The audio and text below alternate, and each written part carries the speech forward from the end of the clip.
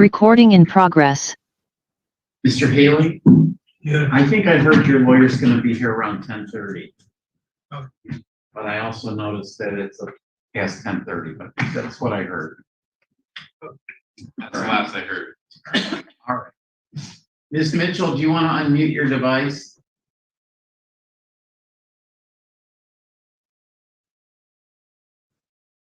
Are you there? All right, Ms. Mitchell. You are not a litigant. I think you're here on the Mr. Miller case. You're not a litigant. Yes, so two things. You cannot observe a court proceeding as part of my Zoom courtroom. I do not live stream on YouTube. So if you want to attend the proceeding, you have to be here in person. The courtroom is open. All right. Are you a member of the media?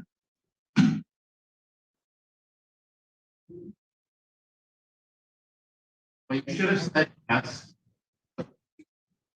Well, to be honest with you, I think the way the rule is fashioned, it's likely you can record, but you have to be here in person. I'm not going to do it on YouTube, and I'm not going to do it as a Zoom proceeding. I just wanted to let you know. Got it.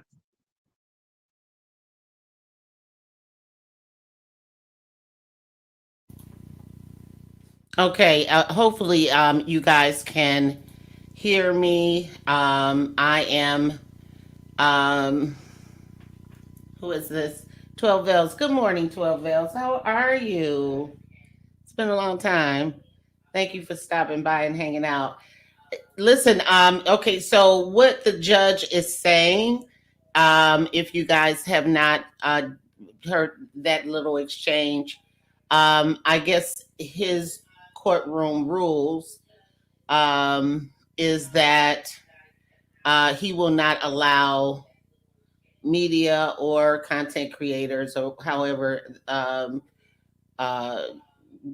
in whichever way, for us to be able to broadcast his proceedings virtually. This is not a standard rule across the board. Some judges do allow cases to be done that way, obviously, because we've been doing that. But however, he is not allowing it.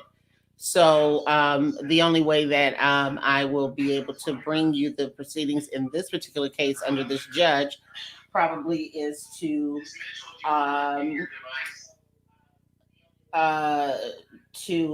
do it, you know, actually going into the courtroom. Just a second, let me get my other device turned down here. Okay, so I guess the only way that we'll be able to do it is to actually do it live from the actual courtroom. So I'll get the appropriate documents and whatever else that I need to do to bring you whatever footage that we can, so that we can continue to follow this case along. Today is just a final disposition conference.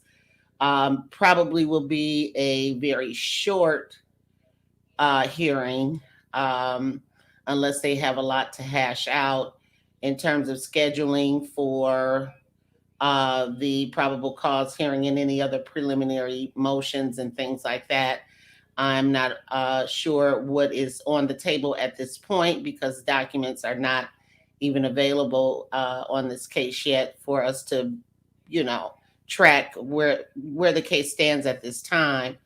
However, I will continue to push to follow what is going on with this case and bring you as much information and footage as I possibly can. I thank you guys for waiting this out. This has been we've been here since 8:30 this morning. Well, maybe about a quarter to 9. And some of you have been here since I went live this morning. So of course, I appreciate it. I think the next thing that we have coming up, let's see, is for the Ethan Crumbley case, I believe. Let me just double check real quick. I believe the Ethan Crumbley case is the next case that we have. Let's see. No, Rashad Trice for the murder of the 2-year-old child, Winter Cole Smith. That case is scheduled for September the 20th. And then after that would be the judgment decision and verdict for Ethan Crumbley on September the 29th. Nonetheless, make sure that you check your community tabs, the community tab, so that you can stay on top of whatever is happening with these cases. I certainly will post information there, as well as the channel homepage to let you know when hearings and trials and all of those things are coming up. If there is nothing else this morning, I'm going to log out. I want to thank everyone that joined us. I definitely want to thank all of our new subscribers and welcome you guys here to the channel. We have reached our 500 subscriber goal. Thank you so much. Continue to share the live streams and things like that. Hopefully we'll get a little bit more organized with the Detroit courts. They operate a little differently. And so it's a little more, it's a little harder to get in and be able to get into these proceedings, to record them and broadcast them. And there's some paperwork involved and things like that. So we do the paperwork and all of that. But it's still just how they operate is just very difficult.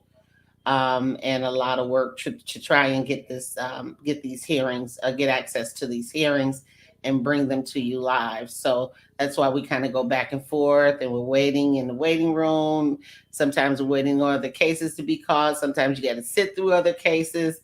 The suburban courts are a little bit more efficient in how they handle their virtual access. So, but we'll keep taking a stab at it and see if we can get it a little bit in, run it a little bit more smoothly, so that when we give you a time, that is the time, and we go right into our hearings and get them, and be able to watch them through. So I thank you again, and I hope that you guys are having a great, great, great, wonderful day. Pray for those that are in these major storms in Florida. I think South Carolina. I think tornadoes are hitting Georgia.